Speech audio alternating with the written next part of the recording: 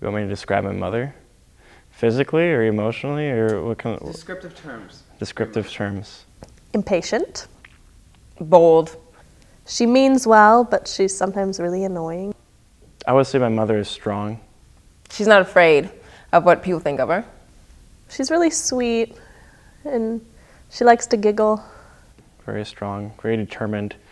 And frustrating. She's the parent.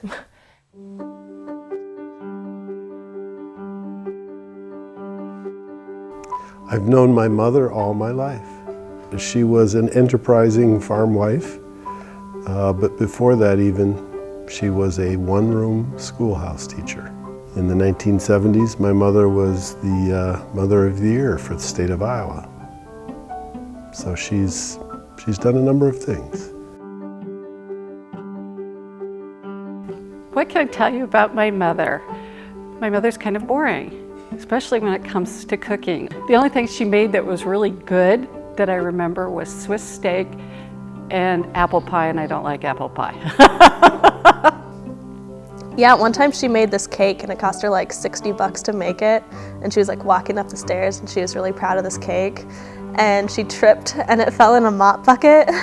And she cried so much that we like ate it out of the mop bucket because we didn't want her to feel bad. I think as a consequence, I like to try everything. And she's actually getting better. She had to hit 70 before she started trying new things. So one of the reasons that I really value my mother is because she contributes a really huge part of my personality to me, which I like to think of as more of my emotional or like human side. We would go out, just go out somewhere to eat. And that would be our thing. We would do that whenever we wanted to catch up or whenever we had some time to get together. We would go out to eat somewhere, and it would always be someplace new. I think she's really kind of fostered in me a more loving side than I would have had without somebody like her. Just having that kind of connection on a pretty regular basis really, really got me through college, and I don't know if she really understands that. My mom is obsessed with names. She just loves the oddest names. She loves stories behind names. And so when she was 16, she was watching a movie and it mentioned Kennedy International Airport.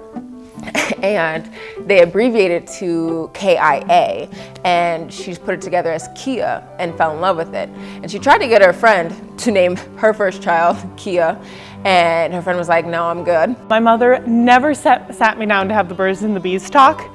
Instead, she handed me racy romance novels, and I got to read them. And if there was something I had a question about, I was supposed to ask her.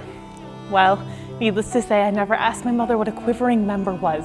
And so my mom named me Kia, Kennedy International Airport. And my middle name is DeRay, and my mother's first name is Desiree, and so I'm named, shortened after her, Kia DeRay. Airport Desiree.